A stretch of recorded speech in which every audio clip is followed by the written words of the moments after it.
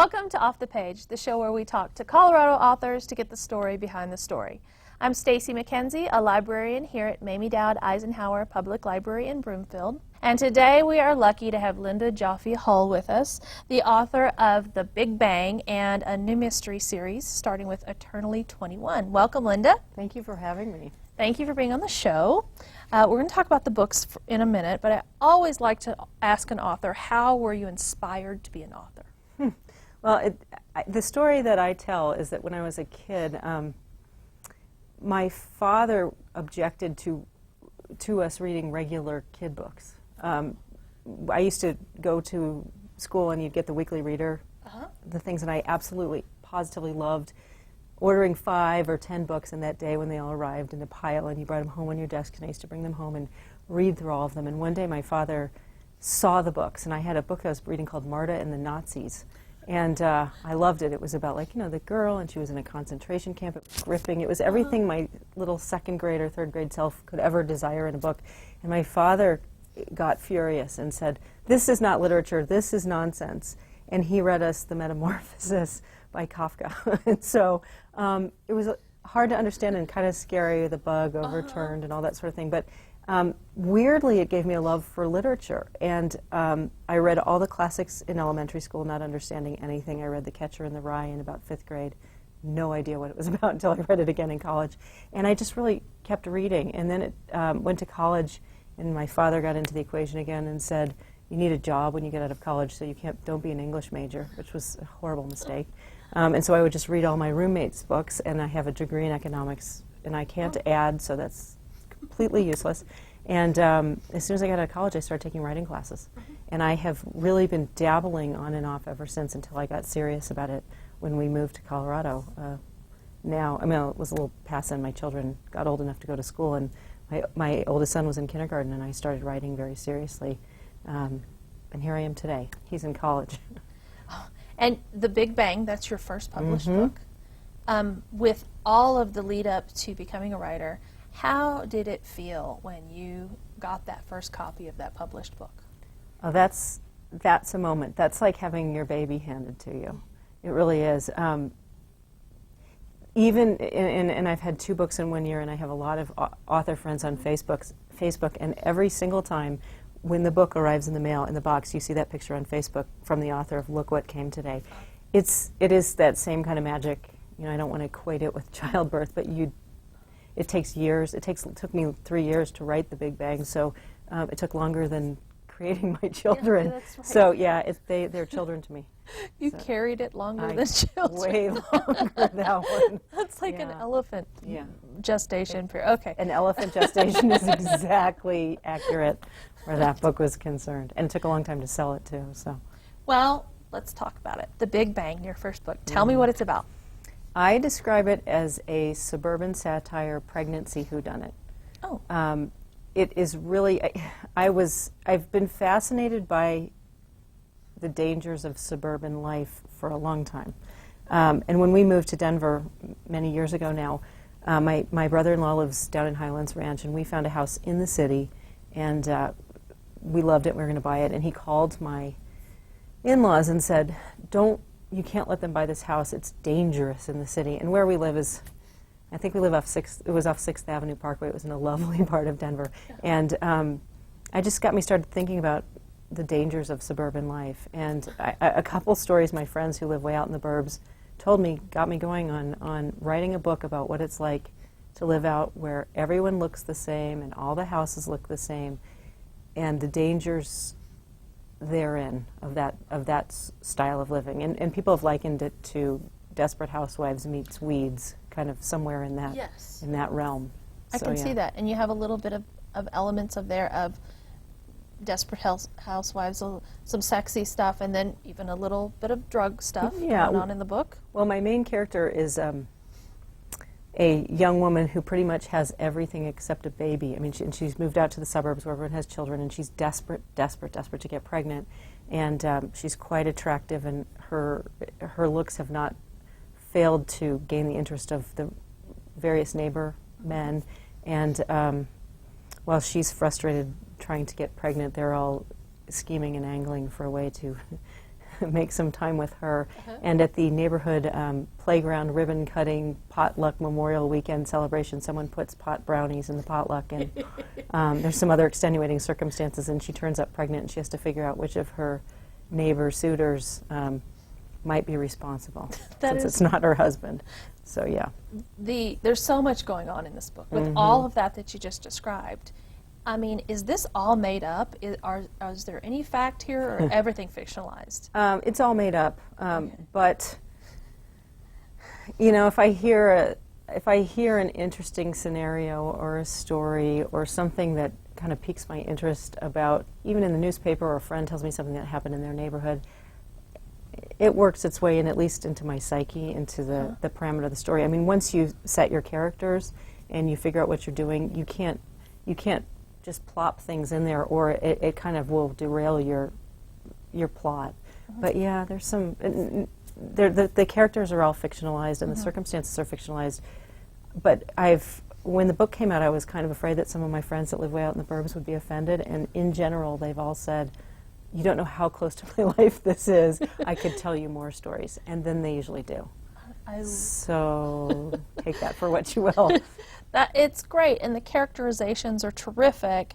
Even though we know now they're fictionalized, they feel like someone you would drive through and point it and say, that must be this person, or that could be a true story.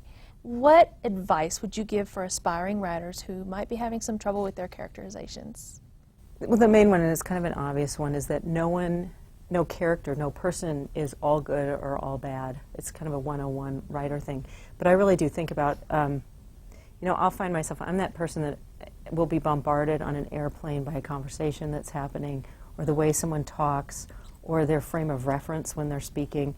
You know, when you're developing characters, for one thing, you're looking at how they fit into your story, but what's going on with them below what they're saying, and what are their deeper thoughts? I mean, you know when you're having a conversation with someone what you're saying, and then there's all the things that you're thinking, and all the factors in your upbringing and everything about you that's taken you to the place where you are right now, where you're having this conversation. And as a writer, if you're doing your job, you know that about all your characters. You know where they were born, you know what they would wear and wouldn't wear, you know what they really think, because you're the master of their universe.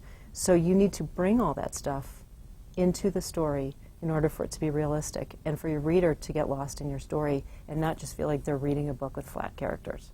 That's not a simple way to answer that question, but I spend a great deal of time. And then there are many writers who I maybe have told you on this show that their characters speak to them. Yes. And mine don't, not yet, but and I hope they don't, because it will mean that I need to be institutionalized. But they do. If I try and base a character on somebody I know, I find they won't act the way I need them to in a story. So, because everyone acts the way they act, and I need my characters to do what I need them to do to finish my story. So they will tell me, I'll get stuck in a scene, which will mean that I'm not doing it right for my character. And my character's like, no, I wouldn't say that. And sometimes it can take me all day to listen and put them on that path where they need to go for the story to resolve properly. That's a great reason for someone to recognize why they might be blocked on a characterization. Maybe they are really trying to base it too much on someone else. A person. Yeah. Oh, that's great. I love that. Well, I hope your characters don't start talking to you if you don't want them to, but I think that's great. Now, The Big Bang has some adult themes. Who would you describe as your ideal audience for this book? Anyone, well, it's an adult book. It's not an X-rated book by any stretch of the imagination, but it's got some adult themes. There's some, there's some sex. Obviously there's a pregnancy mystery that has to be resolved. My readership tends to be women for that particular book. Women probably married, not necessarily, that have worked their way into a family life or living in a place where there's lots of families and people, and the dynamics of marriage in real life have started to ruin the fantasy of maybe a girl that's in her teens and thinks I'm going to grow up and get married and run off into the sunset. My books are kind of about what happens after you run off into the sunset and real life happens. Yeah. So after the sun goes down. Yeah, anyone 20 to 100 is probably good for my book. That's great. It's a nice range. Yeah. Let's talk about your new series. People love series, so it's wonderful to hear there's a new mystery series coming out. And the first book is Eternally 21. Is this going to be the same audience for the Big Bang group? There's a similarity. This book came about, the story in Eternally 21, the overriding story, is that my main character, whose name is Maddie Michaels, is the wife of a TV financial guru. He's lost all their money in a Ponzi scheme, and she has to bargain hunt to make ends meet. When that happens, she sets up a website called MrsFrugalicious.com, a blog, and it goes viral, and nobody can know that she's Mrs. Frugalicious because it will hurt her husband, who's lost all their money's career. So she's coupon clipping and blogging and doing all this stuff, and she goes to the mall one day to do a blog on teen shopping. She gets accused of shoplifting by the manager of the Eternally 21, and when that manager dies, she drops dead. She has to figure out who killed her before she's accused of the crime, before she's accused of being a shoplifter, and people find out she's Mrs. Frugalicious. So anyone who shops is a good market for that book. It doesn't have any graphic sex or violence in it. It's even though there's a death, it's considered a cozy mystery series, so accessible. And yeah, so it's still suburban life. It's still examining a character that lives out in the suburbs and her posh existence being changed by circumstance, but a little different take on the whole theme. Mrs. Frugalicious is fabulous. Thank you. That is the name. Yeah. And so couponing, picking up on this trend of couponing, how did you get directed to that? I think it's hilarious and fabulous, and to base a whole character around it. Well, if you read these cozy mysteries, they tend to have a theme. The main character tends to do something, knitting, cooking, a dog lover, there's something. And when I wrote the Big Bang, kind of goes back to that, an editor who's now the editor of this book read it because we'd made friends at a conference, and I said, well, you'll never buy the Big Bang because it's not, she only purchased basically cozy and regular mysteries. And she read it and she said, I wish you'd write me a mystery series. And I was like, I don't know how to write mystery. I've never written a mystery before. And I got to thinking about it, and I thought, wait a minute, this editor just told me I'd like you to write a mystery. So I went to a used bookstore. I bought 20 cozy mysteries. I read them one after another, and I started to understand sort of the structure and development of a traditional mystery. And I came up with this idea by I was watching Extreme Couponing one day, or I was flipping through the channels, and I thought, you know, if you're smart enough to, there's a ton of math and a ton of thinking on your feet involved in doing that extreme couponing. It's not anyone can just go out and save all that kind of money. That would be a perfect character for a mystery series, because that main character is savvy enough to put things together, to make connections quickly where they weren't before, and over time, because she's not so savvy when the book series starts, that would make a good character for a mystery series, or someone that's an amateur sleuth. So Mrs. Frugalicious was born, and I pitched that editor the idea, and she said, write some of it, and I sent her 150 pages thinking that she would like the book, and that, you know, when it was done, she would buy it, and I had a 3-book deal the next day. So I'm writing Mrs. Frugalicious books now, too. When she talked about writing a mystery, did she talk about it being a series? Or is that almost a given now? You want to try to get a series, or is that something you wanted to do? I want it to be a series. You know, I never, ever thought about writing series fiction when I started writing, because I think of myself as kind of a mainstream fiction writer. Mysteries tend to always be in series. Even if you're not thinking about it, your editor, or someone who's your agent, or who's ever looking to buy the book, they're thinking about it as a series, because people like to read the same character recurring over time, developing, et cetera, et cetera. So I knew it would be a series if I sold it. I figured maybe there'd be 2 books in the series, and then it was 3. So, and if it does well over the time frame, it'll end up going on indefinitely. For even more. And she's a character that you can, you know, because of the circuit. She's in the first book. She's married, and she's having some marital problems, obviously, and some secrets. She and her husband are keeping some stuff from each other, and so I have an overarching storyline that has to do with her family and her marital situation, her children, and what's going on in her life, as well as Mrs. Frugalicious and her bargain hunting and her mystery solving.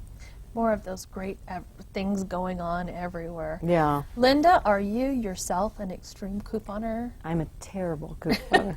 I'm in awe. As I told you, I was an economics major in college. I can barely add.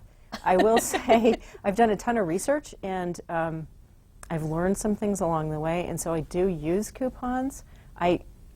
I'm a writer, so I can't spend the amount of hours a week that a real couponer has to do, and put all that stuff together to do it. But you know what? There is no reason why you can't save $50 or $100 a month by just using coupons for the things that you would buy anyway, being brand loyal, being store loyal, using the coupons and incentives in stores. You really can save a ton of money without trying very hard. Believe me, I know. So you're a fan about it, but you maybe aren't as extreme as your character is. And before I started the series, I used to say that they charged me double whenever I went anywhere. I was the person who there was a surcharge for whatever reason. Nothing was ever a deal for me. It was like, here's an extra little $50 we're going to add to the price just because. Just because. So yeah. It must have been fun, though, researching such an extreme, almost lifestyle. I mean, because it does have so much time to do that. Well, and I continue to in the series, because in book 2, which is called Black Thursday, and it's very fitting for the time of year we're in right this moment. Maddie, my main character, goes to do a segment. It's actually a televised segment at a big box store, and some pallet of toasters actually falls on one of the members of her Frug Army, which are the followers of her website, and kills the person, and she has to solve that. So I went from researching couponing to researching Black Friday sales and Black Thursday sales and big box stores and that whole world of savings around the holidays. So that was cool. And then it just is so practical for everybody who's interested in that kind of thing. I believe there's a lot of extreme people who want to be extreme couponers can't do it who will identify with the book. Yeah, well, and why not? I mean, if it has a few people saving a few bucks as a result of buying my book, that's fantastic. It's a double whammy. It's entertainment and the savings. And about the theme, how are you coming along with your second and third book? I can't imagine the storylines that you have to come up with to keep these extreme couponers going. Well, I have to come up with them. So the first one is obviously the extreme couponing kind of theme, and the second one was Black Thursday and Black Friday bargain shopping. And the third one, which I'm about to start writing, I'm going to start outlining it in December, is going to be about timeshares and that horrible presentation. I don't want to say that for anyone who gives those presentations, but I think many of us have had that thought when you go to a timeshare for the weekend that, and you go to the presentation to save a few bucks or get that incentive, that it might be nice if the person doing the presentation were to just expire right then when the hard sell happens. So I'm writing something around the world of timeshares for this next book, and it gives Maddie the opportunity for some interesting interpersonal issues because she's up at a hotel for the weekend. That's excellent that the literature is bringing these fantasies of one of those poor people keeling over. I'm sure they're lovely in real life. It's just kind of hard when they're trying to push you into giving away money you don't have to have vacation time somewhere you don't really want to go to again. And you wish. And sometimes it's not for very much off or very big discount. Right. So as we're looking at you going forward, there's a lot of people out here who are just salivating, thinking how wonderful it would be to have a book deal in the works. What are some tips or some guides that you would give for other authors who are really trying to get that book out? Well, it's really interesting. The world of publishing has changed very much and continues to change, much like the music industry did about 10 years when iTunes came out and when the iPod came out. The music industry became, overturned. Everything changed about the way we buy music, and some of that has happened with books. Now, my books are available in hard copy. They're available as ebooks. They're available as audiobooks, which is great for me.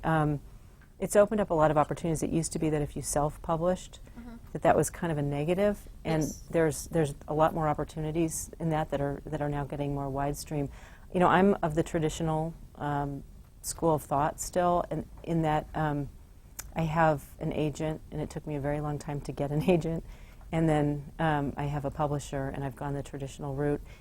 Because everything's done electronically now, if you're an aspiring author and you want to go the traditional route and you're sending out email queries to every agent out there, they're getting email queries from every writer out there, and it's really hard to make yourself known even if your writing is wonderful. So my suggestion is to try and make personal connections, and the only way you can make a personal connection with an agent or an editor is going to writers' conferences or meeting them places where they are, saying hello, introducing yourself and pitching your book to them. And you need to make those opportunities for yourself so that your work has a chance to be read. And then you have a chance of getting that agent who has a chance of selling your book. And I'm involved with Rocky Mountain Fiction Writers, which we talked about earlier. And we do have an annual conference here in Denver that's great for that in September every year. Actually, putting yourself in front of these people, that is a little bit of a traditional, old-fashioned way to do it. But it makes sense with all the electronic communication we have. And I want to congratulate you. You are the Rocky Mountain Fiction Writers Writer of the Year. Thank you. Congratulations on Yes, that. I am, yeah. Tell us how you've been involved in that organization and how it has helped you personally with your writing. Well, when I moved to Denver, I'd taken writing classes at I lived in Los Angeles before this, and took classes at UCLA Extension, and I took a variety of community writing workshops. And when I got into Denver and decided I was going to write, I needed an organization that could help me along the path to publication. It's very lonely. It's very difficult. And so Rocky Mountain Fiction Writers has been around, I think, 25 or maybe it's 30 years now. I heard about it. I heard they had critique groups, and I joined the local critique group where I lived, which is Capitol Hill, because I live in central Denver, and went to their group and knew I'd found my people, and immediately got sort of roped into being involved with the organization. And I've pretty much held every position they have. I've been president, I've been the conference chair, I've been coordinator of this, that, and everything. And I just can't think of a better way to network with other authors, learn about craft, understand how the business works, and get help and really open-armed help from other aspiring and published authors in the community. I think it's great. There's also some other really good organizations around. Lighthouse Writers is one. There's a few others. But if you're writing, you're alone, and this is one way to know there are other people out there that are living the life with you in your sweatpants. Yeah. Hopefully you're wearing that even, and in front of your computer by yourself with your hair standing straight up, which is most of my days. And I have so many writers that suggest an organization or a writers group. I just don't think it can be undervalued how important these groups are. Yeah. So being involved in an organization even on a higher level sounds like an option for some people also. Well, we don't live in New York City, so it's not the case that you're going to go to a cocktail party and have a cocktail with some famous editor or writer or someone who's going to put their arm around you and say, "Oh, I've been looking for you all my life." Right. It just simply isn't going to happen.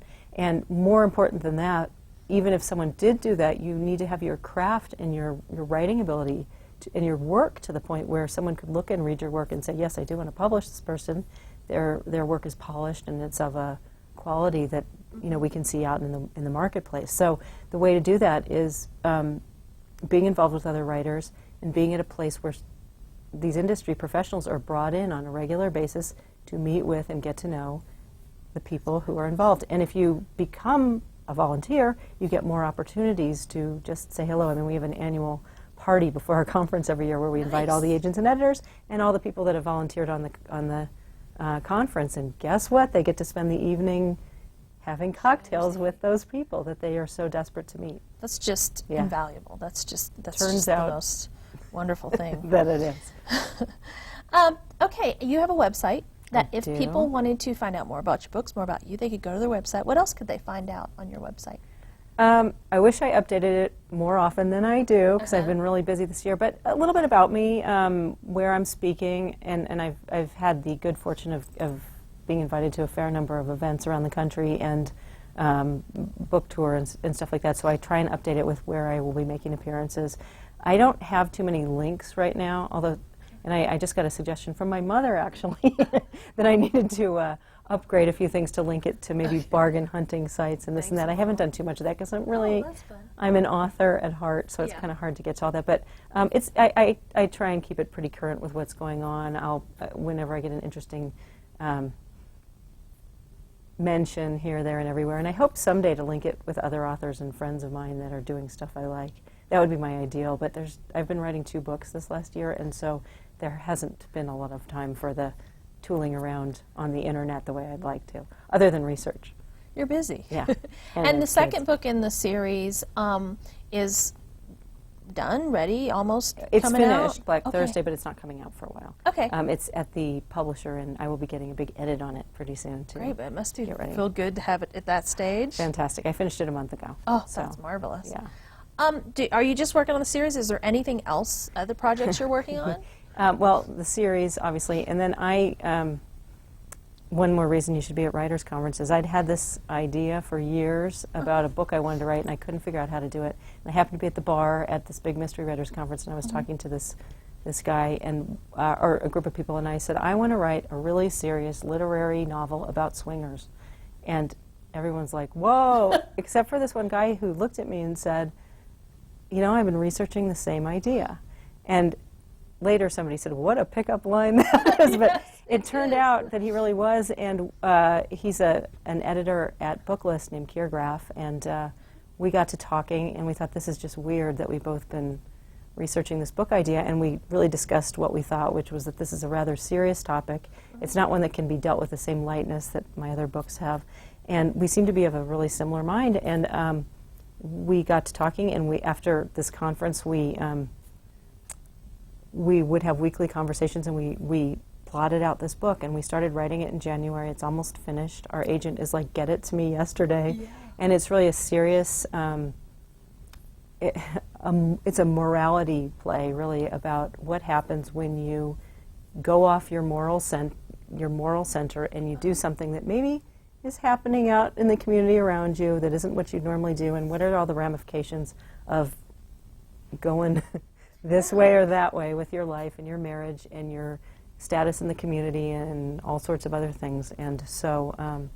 Yeah, it's kind of not a children's book. Right. It's got very adult themes, and there's some, there's some sex in that book. But it's ultimately not about that. It's ultimately about what happens to a marriage and investigation of different lifestyles and what that leads to. What a different, heavier theme than what you've got going in these books, which are lighter and more upbeat. Do you think some of that heavier theme came from working with another person who's maybe going that direction, or are you working together or going that direction? No, I mean, I think we both had researched and looked into. There's something cultural going on about swinging that hasn't happened since the 70s, and in the 70s, sociologically, it sort of made sense that the generation that got married very early missed the whole sexual revolution, and some of that made some sense, that they felt like they'd missed out on some interesting aspects of life, that were never a possibility before for people until, the pill came out and all these various things. And now it doesn't really make sense to me that when you kind of can have it all, and you get married later, and you've dated, and you've got a career going, why would you go to this place once you've decided to have a family and children and be in a traditional marriage? So it just seemed like a really interesting thing to explore, and he felt the same way about it. And so we put together two characters, and we're writing in the husband and wife point of view of a couple who make the decision to do this and what happens as a result. Wow. Yeah, and neither of us would ever do such a thing. So you try and write a book. Once again, I'm not a couponer. I'm not a swinger. Yeah. You do things with an open mind as a writer for your characters, but you still put your own values and thoughts into the ultimate result of what the book turns out to be.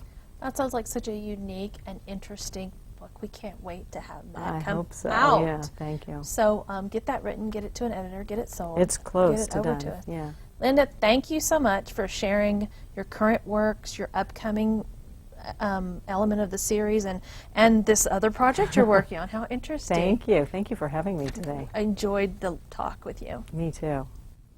I'd like to thank Linda Joffe Hull for being on the show today. Check your local library for the books that we've talked about on today's show, and join us for more next time on Off the Page.